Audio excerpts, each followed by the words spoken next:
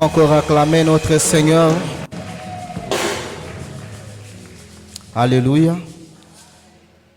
Pendant que nous sommes debout, nous allons lire juste un passage que nous connaissons très bien. Jean chapitre 1er et le verset 17. Après, nous allons reprendre nos places.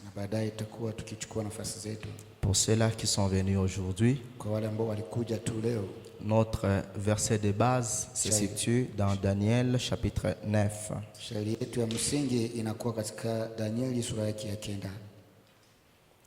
Au verset 24 jusqu'au verset 27. Quelqu'un a-t-il trouvé? Si quelqu'un n'a pas trouvé, je vous aide. Jean chapitre 1er, le verset 17.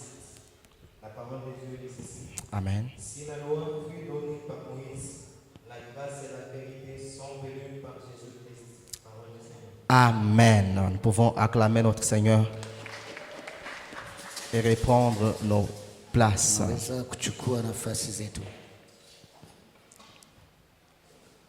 Hier, nous nous sommes séparés lorsque nous avons démontré les années, ou bien comment convertir les années prophétiques en années du calendrier solaire.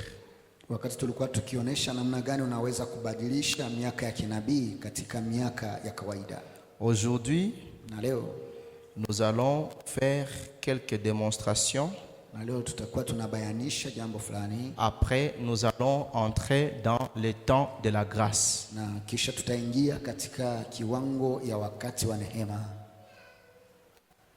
Est-ce qu'on peut m'aider à nettoyer ce tableau?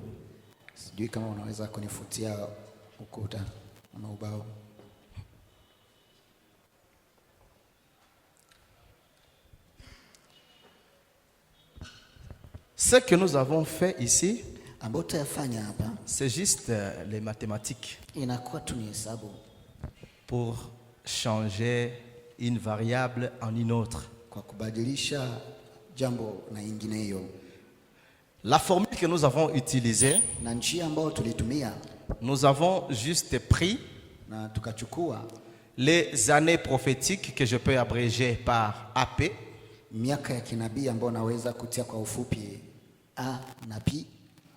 Nous les avons multipliés par un nombre de jours prophétiques. Et ça nous a donné le nombre de jours prophétiques, mais total des années prophétiques.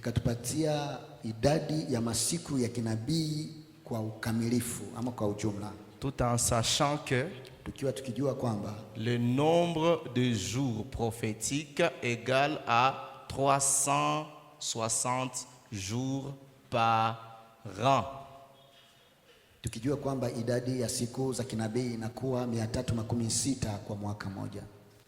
C'est ce que nous avons fait hier. Ensuite, nous avons pris ça, le nombre total des jours prophétiques,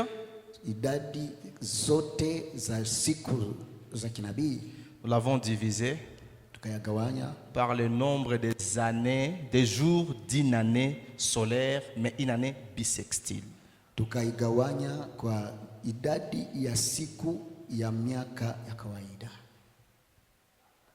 Et nous avons trouvé les années, pas prophétiques, mais du calendrier solaire. Et puis nous avons pris la date du début du déroulement du chrono, ou le jour où le chrono avait été lancé. tariki ambao siku uhesabu siku ama miaka ilianza 445 ilikuwa 445 moins ça. Ukipunguza hiyo idadi ya mwaka wa kawaida, et ça tombait en l'an 30. Na ikatupatia jibu ya mwaka 30. Là nous avons compris. Na mnadhani kwamba hapa tulielewa. Donc si vous vous posez la question, tulitosha wapi hii video tulifanya? Ne vous posez pas la question comment on a trouvé ça. Voilà ce qu'on a fait pour trouver ces 30. Amen. Amen. Nous pouvons continuer maintenant. Tunaweza endelea. D'accord. La prophétie nous a donné na unabii 3 parties, 3 tranches de temps. Unabii ilitupatia sehemu ama viwango vitatu vya wakati. Cette semaine ilitupatia wiki 7. Et nous avons parlé au sujet de ces 7 semaines. Na tukazungumzia hizi wiki 7. Elle nous a donné 62 semaines. Wakatupatia pia wiki 62. Et il nous a été donné une semaine. Na pia wakatupea wiki moja. Pour totaliser, kwa kufanya yote kwa jumla 70 semaines. Inakuwa wiki 69.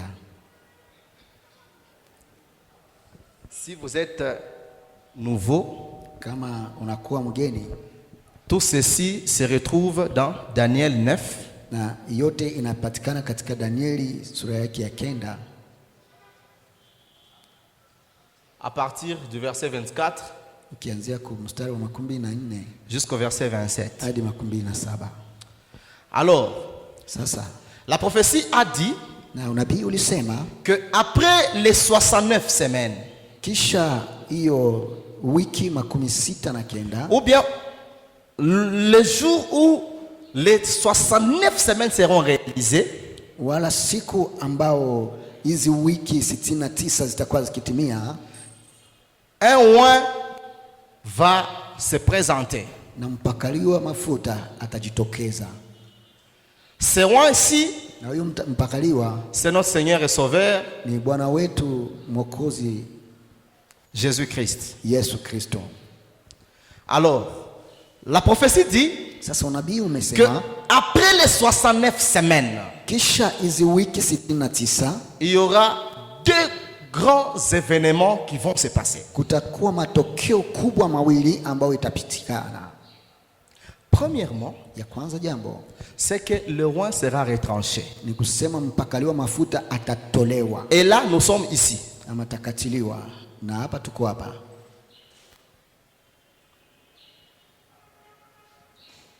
Vous me comprenez? Sijui kama mnanielewa.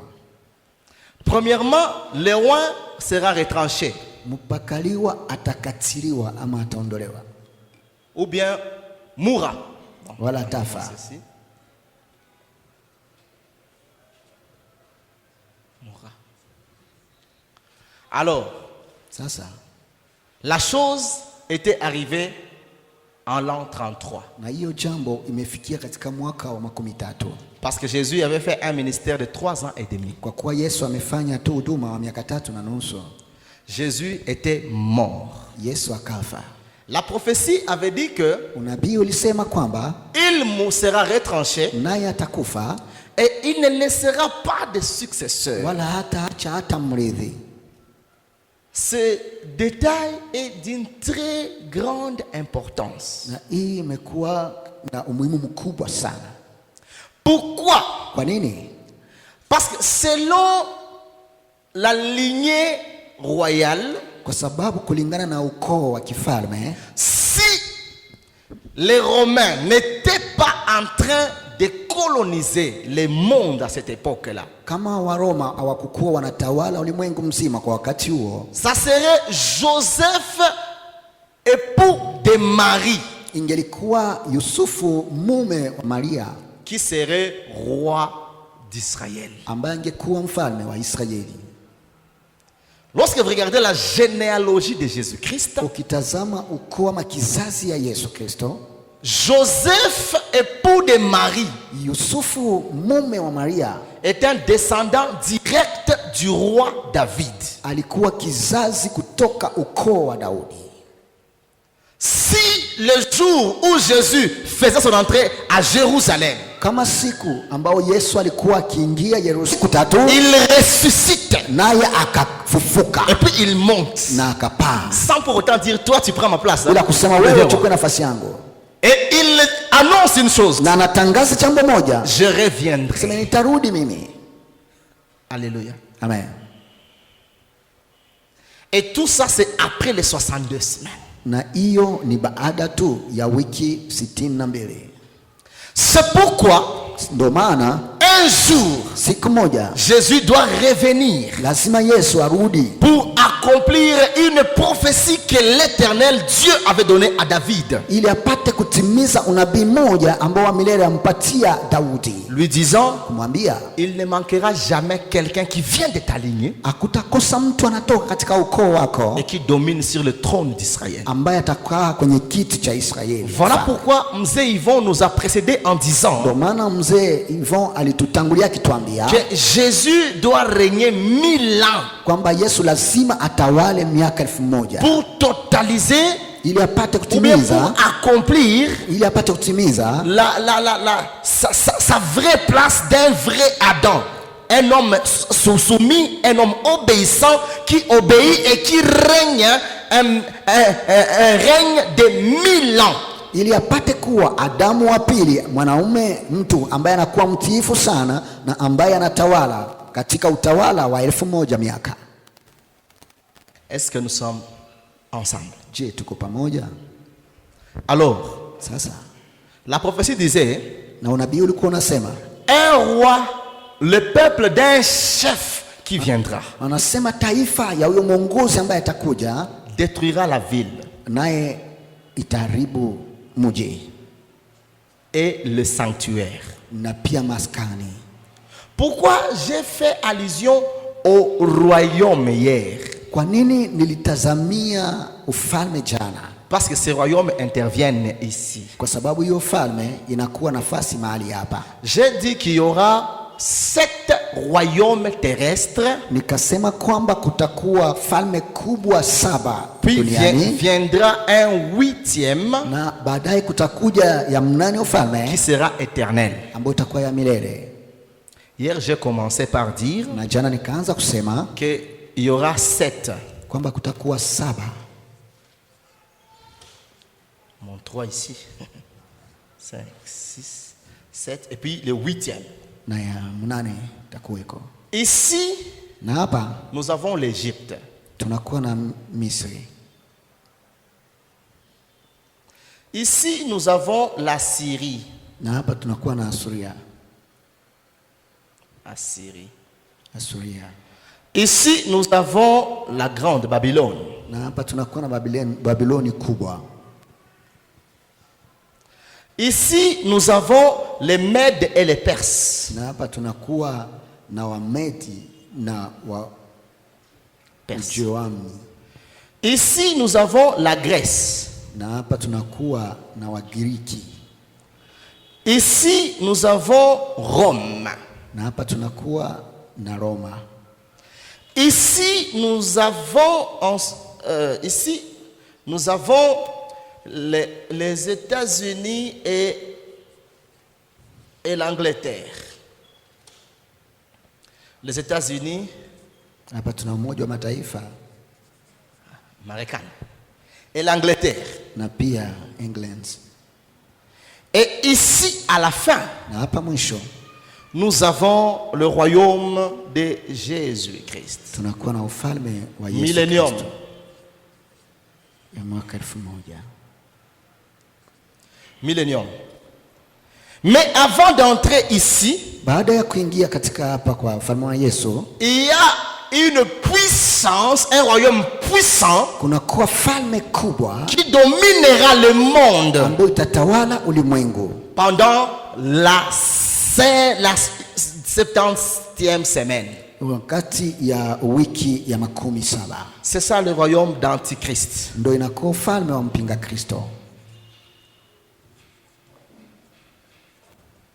Nous allons les voir au fur et à mesure, nous continuons. Tutakuwa tukiona jinsi tutakuwa tukiendelea. Maintenant, Sasa, pendant que Jésus meurt, wakati Yesu anakufa, nous sommes ici. tumekuwa kwenye ufalme wa sita. Ce sont les Romains qui dominent le monde. Ni Waroma ndo wanatawala ulimwengu. Jésus, avant de mourir, Yesu kabla hajakufa, le jour où il entre à Jérusalem, siku ambayo aliingia Yerusalemu, il vient affirmer ce que l'ange avait dit à Daniel. anakuja kukamilisha yale ambayo malaika alimwambia Danieli. Il lui dit, Namwambia, le roi sera retranché. na mpakaliwa atauawa, Le peuple d'un chef qui viendra na taifa ya ule mkuu ambaye atakuja détruira le monde, itaharibu ou ulimwengu, bien détruira la ville. itaharibu mji, Il détruira aussi les sanctuaires. na pia itaharibu maskani. Cette chose était arrivée. Na hii jambo alifikia Jésus, lorsqu'il entrait à Jérusalem, wakati Yesu aliingia Yerusalemu, il pleura sur elle. na akalia juu ya Yerusalemu. Il dit, Jérusalem, Anasema si Yerusalemu, tu connaissais les choses qui contribuent à ta paix, kama ungejua vitu ambao vinakuwa vinaongeza amani yako, tu allais m'accueillir. ungeweza kunipokea mimi. Parce que je suis venu auprès de toi comme une poule qui veut couvrir ses poussins. Kwa sababu nimekuja kama vile kuku ambaye anatafuta kufunika vifaranga Mais vyake, tu m'as rejeté. lakini ulinitupilia. Alors, Sasa les jours viennent siku zinakuja où tes ennemis t'encercleront ambao adui zako watakuzunguka de toutes parts. katika kona zote, Ils te frapperont na watakupiga kabisa. et ne laisseront ordonner Na huyu mfalme ataamuru à ce qu'on puisse entourer Jérusalem, wapate kuizunguka Yerusalemu, à ce qu'on puisse détruire Jérusalem ili wapate kuiharibu Yerusalemu et qu'on détruise les temples. na waharibu pia hekalu.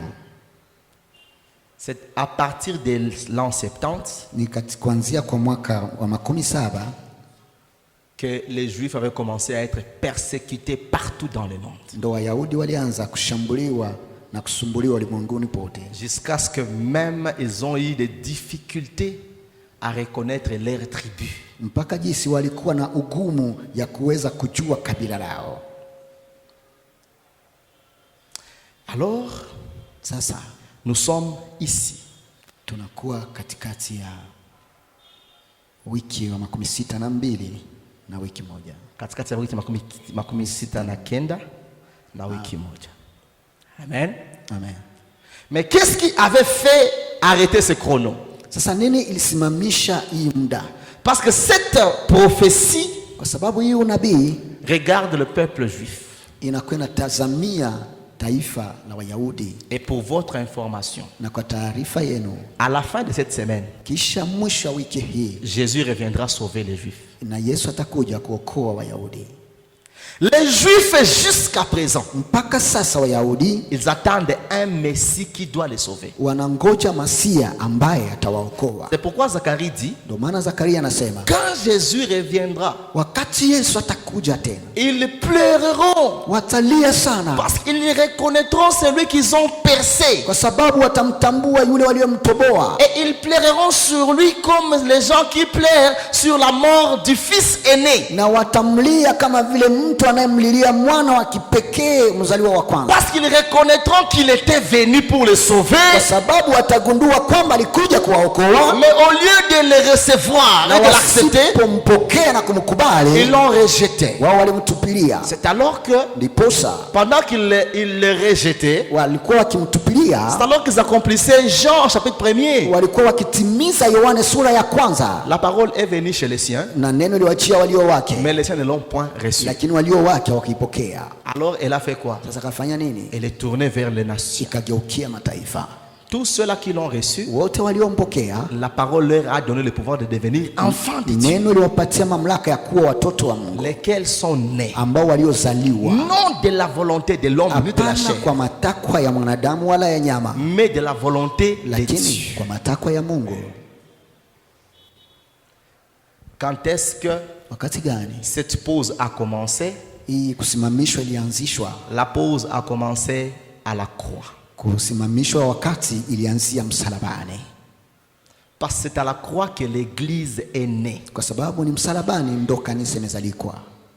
L'église est née à la croix. Kanisa imezalikwa msalabani. L'église a été présentée au monde le jour de la Pentecôte. Na kanisa ilioneshwa kwenye ulimwengu siku ya Pentecoste. Alors que si Dieu a fait une pause, sasa kama Mungu angeweza kusimamisha kidogo, effectivement c'était pour que l'église soit formée et sauvée. Ni kwamba kanisa ipate kufunzwa na kuokolewa. Alléluia. Amen. Nous sommes sauvés seulement si nous appartenons à l'église. Sisi tunaokolewa tu kama tunakuwa kanisa. Si nous ne sommes pas dans le corps du Christ, nous ne sommes pas sauvés. Kama sisi hatuko ndani ya mwili wa Kristo, sisi hatuokolewi. Nous ne sommes pas sauvés parce que nous sommes membres des AOJ. Sisi hatuokolewi sababu tuko na memba wa AOJ. Nous ne sommes pas sauvés parce que nous sommes membres de la CEPAC ni de la CELPA. Sisi hatuokolewi kwa kuwa tunakuwa na memba wa CELPA ama Mais CEPAC. nous sommes sauvés parce que nous sommes membres du corps mystère mystique de Jésus-Christ qui est l'épouse, l'église. Sasa sisi tumeokolewa sababu tunakuwa wana memba wa mwili wa fumbo la Yesu Kristo ambaye anakuwa mume wa kanisa. Vous m'avez très bien compris. Nazama nielewa vizuri. Vous êtes tourné ça colle. Merci.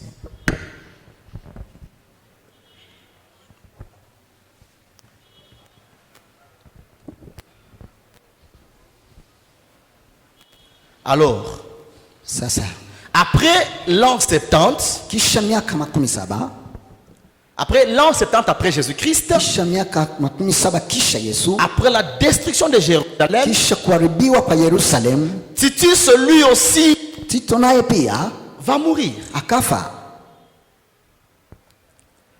Et l'histoire de l'église Na historia ya kanisa nous montre inatuonesha comment est-ce que namna gani l'église a évolué. kanisa iliendelea. Alors, Sasa je rentre encore au niveau de la croix narudia tena kwenye kiwango ya msalaba et au niveau du temps de la grâce. na kwa wakati wa neema. Notre sous-thème d'aujourd'hui Somo yetu ndogo ya siku ya leo est intitulé imeitwa le temps de la grâce wakati wa neema et l'enlèvement de l'église. na kunyakuliwa kwa kanisa. Est-ce qu'on peut nous lire Luc chapitre 4, Wanaweza kutusomea Luka sura yake ya 4 le verset 16 jusqu'au verset 21. mstari wake wa 16 hadi 21.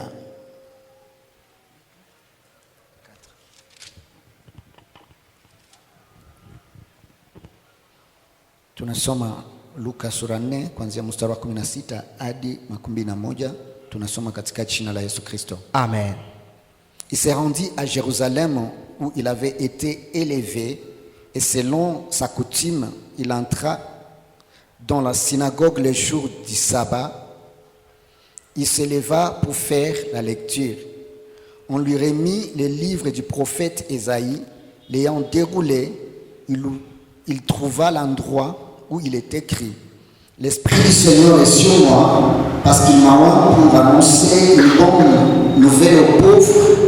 Il m'a envoyé pour guérir ceux qui ont le cœur brisé, pour proclamer aux captifs la délivrance et aux aveugles le recouvrement de la vue, pour envoyer libres les opprimés,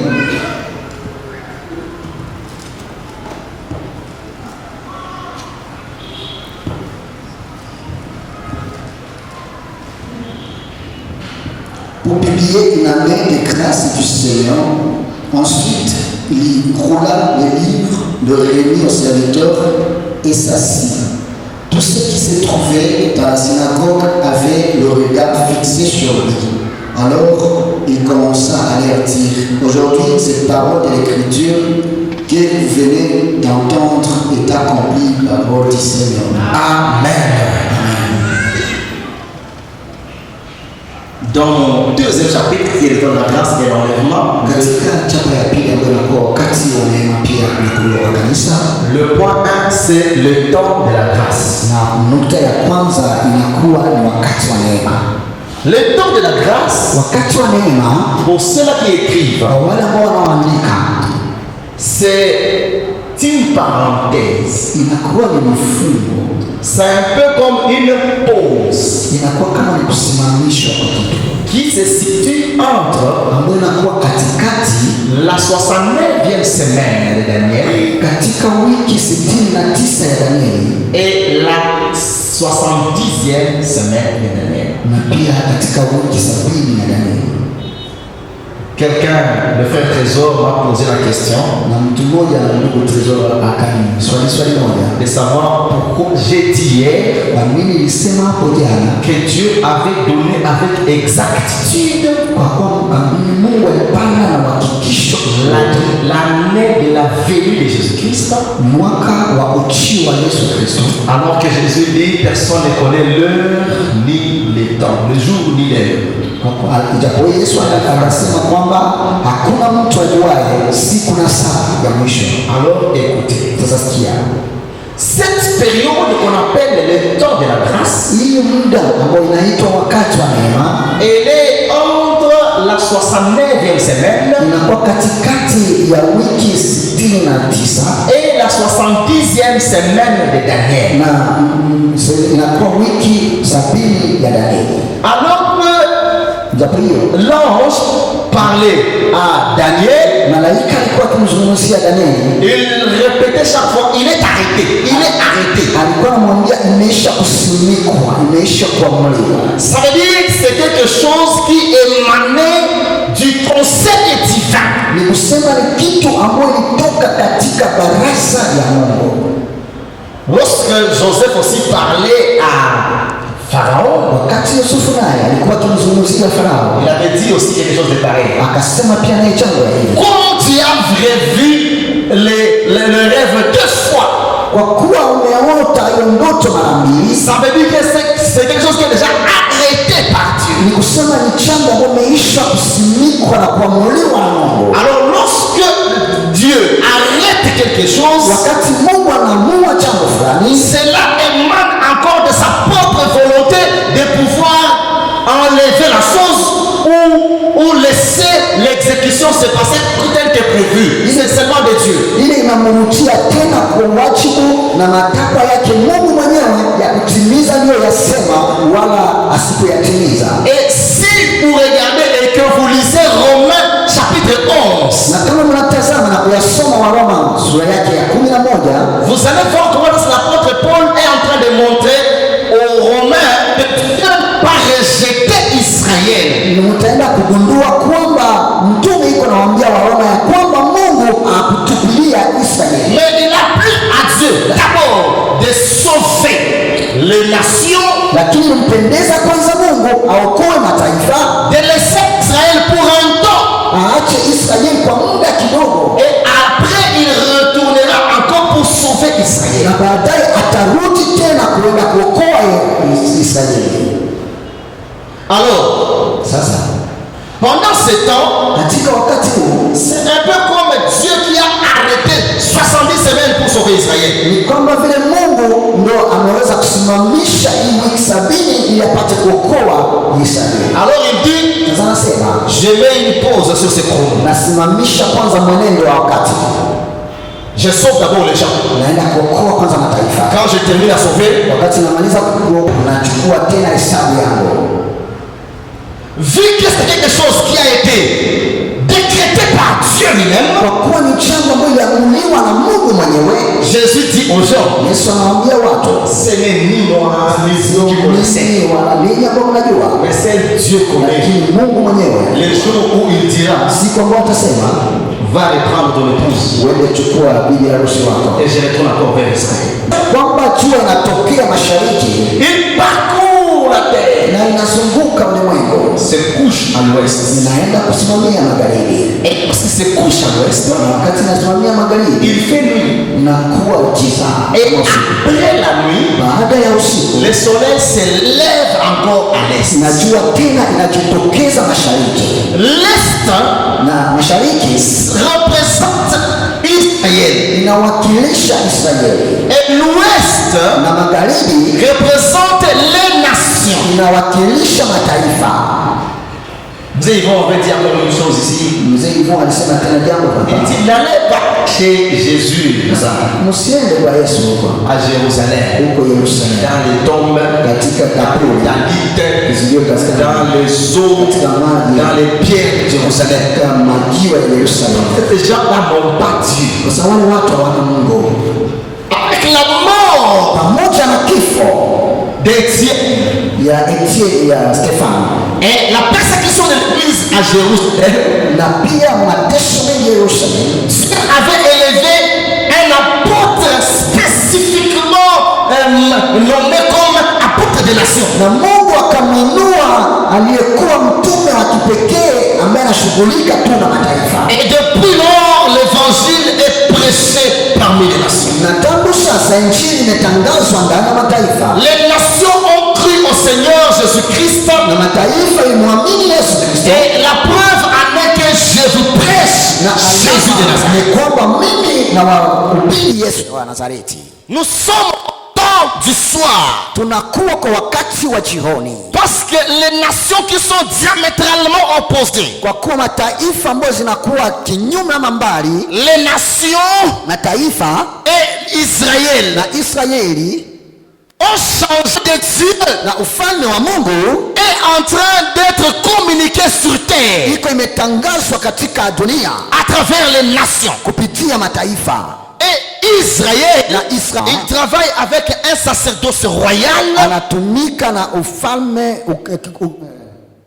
anatumika na ukuhani wa kifalme, et on adore le même Elohim, mais par wanakuwa na kazi de faire croître l'église de Christ. ya kufanya kukumanisha kanisa ya Kristo, mwili wa Kristo. Donc si Sema kama l'église de Christ, l'épouse de Jésus-Christ, kanisa mwili wa Kristo, ili harusi wa Kristo est présente sur la terre, akiwa pale duniani, si l'épouse de Jésus-Christ est en train de se constituer sur la terre, kama bibi harusi wa Yesu anakuwa akijijenga ulimwenguni, les gens que Jésus utilise pour ce travail, watu ambao Yesu anatumia kwa ajili ya kazi hiyo on les ministres. inakuwa na manasiri. Raison pour laquelle, Ndio maana pendant ce temps de la fin, ou bien pendant ce temps, cette période de la grâce, kwa wakati huu wa neema, le diable shetani prend aussi des faux apôtres. analeta pia mitume wabaya, Il prend aussi des faux docteurs. anakamata pia walimu wa uongo, Il prend aussi des faux prophètes. anakamata pia manabii wa uongo, Il les injecte dans les églises anawapenyeza makanisani afin que les vrais ili wa kweli watumishi wa Mungu aient du mal à préparer l'épouse qui sera enlevée. awe na hukumu wa kuweza kuandaa bibi harusi ambaye atanyakuliwa.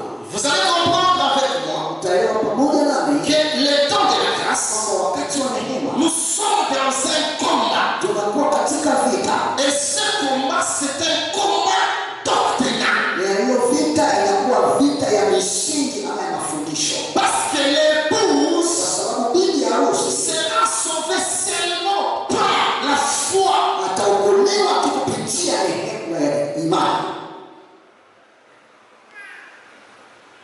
Donc la grâce Sema neema fera à ce que Dieu te choisisse. itafanya kwamba Mungu akuchague, Mais ta foi lakini imani yako fera à ce que tu conserves cette grâce avec toi. itakufanya wewe upate kulinda hiyo neema pamoja na wewe. C'est pourquoi au temps de la grâce, Maana kwa wakati wa neema pour la grâce elle-même, ambao neema hiyo yenyewe quand elle vient auprès de toi, wakati unapokujia wewe elle ne t'amène pas à pécher, haikulete wewe kufanya dhambi, mais elle t'enseigne à renoncer aux choses, aux œuvres mortes du péché. lakini nakwambia upate kukana matendo yote mbaya ya inayoua ya dhambi.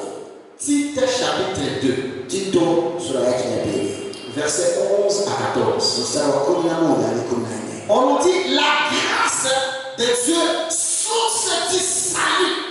Neema ya Mungu chemchemu ya wokovu. Donc le jour du salut pour les nations, c'est aujourd'hui. Kusema siku na saa ya wokovu ya mataifa leo.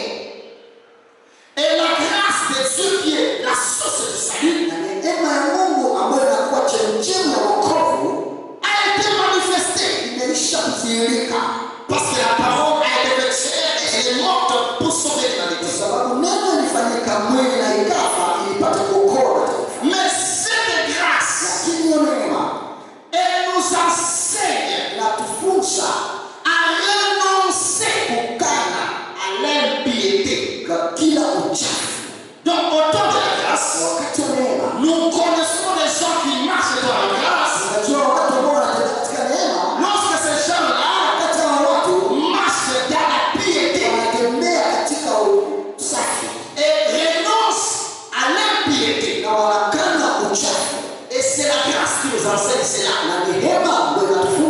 C'est pourquoi l'apôtre Paul dit en Romains, que dirons-nous? Continuons à pécher pour que la grâce soit en abondance. Non, nous qui sommes morts au péché, nous sommes par la grâce en Jésus-Christ. Comment pouvons-nous encore rentrer et marcher dans le péché? Donc nous expérimentons le temps de problème. En voyant la grâce nous enseigner à renoncer à l'impiété. Et vous savez quoi? Les faux prophètes qu'on avait dit avant la scène. Mon docteur qu'on avait dit la scène. Ce sont des gens qui prennent un passage des Écritures pour vous dire pêche. Il t'a déjà pardonné. Tes péchés anciens, tes péchés présents, mais non, la grâce elle-même nous enseigne à renoncer à l'impiété. Au temps de la grâce, nous pouvons tolérer que quelqu'un qui vient d'être passé aujourd'hui puisse tomber. Mais nous avons le fait asseoir. On fera de lui un disciple du Seigneur. Nous allons l'enseigner à mettre en pratique tout ce que grâce nous a prescrit. Et arriver à la maturité, la personne va revenir dans son bon sens. Et elle va se libérer des pièges du diable qui l'utilisait au temps de son ignorance. Mais lorsque la personne a croisé la personne de la grâce qui est Jésus, la grâce l'amène à la maturité. Et la personne renonce à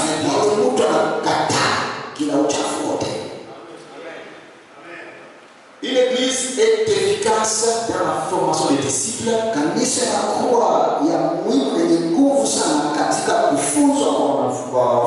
Lorsque nous voyons des personnes brutes monter ces escaliers,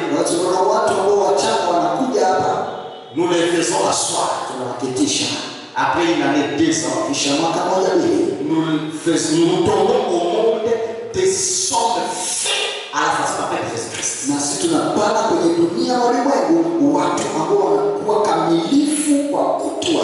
Et ça, c'est à travers l'aide de la grâce de Dieu. Et nous enseigne à les anciens, nous devons enseigner les choses. Faisons des écoles, des enseignements des disciples.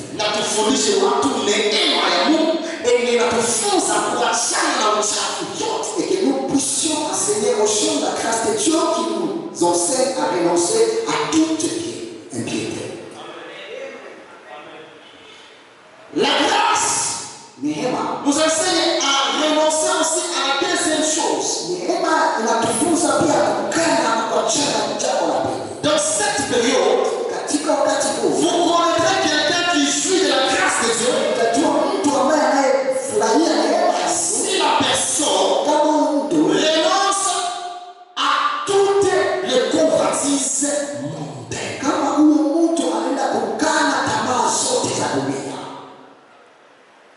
Dans 1 Jean, chapitre 2, le verset 15 jusqu'au verset 18. On dit, n'aimez point le monde, ni ce qui est dans ce monde. Pas celui qui a l'amour du monde. Un ennemi de Dieu. Et ce qu'il y a dans le monde, c'est quoi? C'est la convoitise des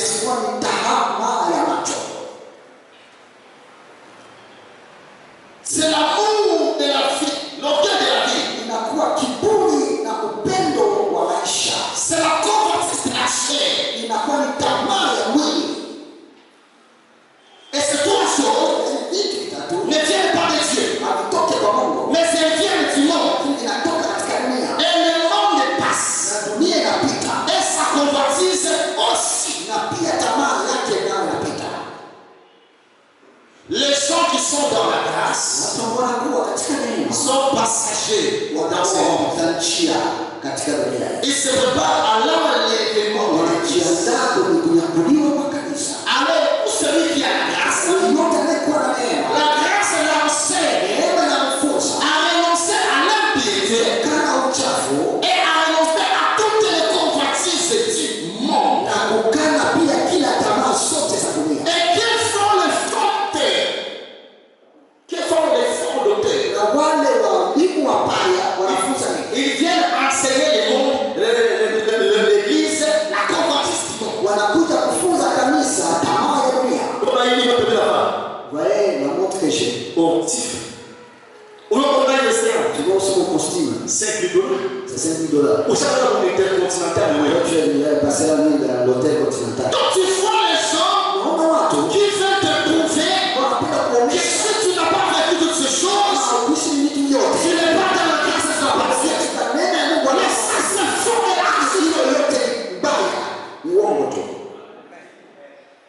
les gens qui sont dans la convoitise, mais la grâce de Dieu nous enseigne à renoncer à ces choses. Les gens qui, lorsqu'ils viennent, ils ne peuvent jamais saluer quelqu'un. Ils ne peuvent jamais s'arrêter dans l'assemblée.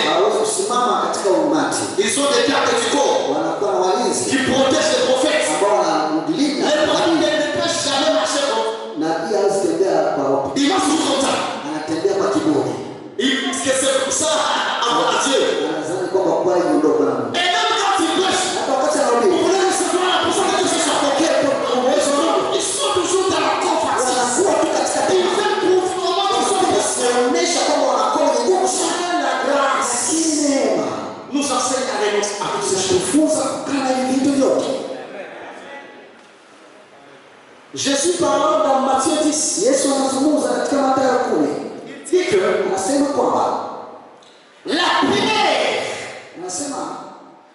qu'ont rejeté les baptiseurs est devenue la presse. Et c'est cette pierre qui s'est détachée de la montagne de Dieu sans le secours d'un seul homme. C'est cette pierre qui brisera les 7% selon le diable. C'est cette pierre qui régnera sur toute la terre. C'est cette pierre que j'appelle mon Seigneur et mon Sauveur, Jésus-Christ de Nazareth. Alors, il dit ceci. Si quelqu'un tombe sur cette pierre, il sera brisé. Comment j'étais brisé? J'ai marché comme ça. Et puis j'ai marché comme ça. Et aujourd'hui, je peux prêcher. Beaucoup sont tombés sur Jésus. Ils ont été brisés. On a mis des plates. Ils sont restés les mêmes. Mais si cette pierre tombe sur toi, tu es brisé. Toi-même, tu renonces à l'impiété. Toi, tu renonces à la convoitise mondaine. Tu marches sur terre. Mais c'est dans la volonté de Jésus. Et pendant cette période, Dieu a besoin de ce chant qui sont brisés par l'évangile, qui sont transformés par l'écoute de la parole, qui renoncent au péché et qui prennent leur croix pour marcher sur les traces de Jésus-Christ. C'est ça le temps de la grâce. Il y a beaucoup à dire sur ça.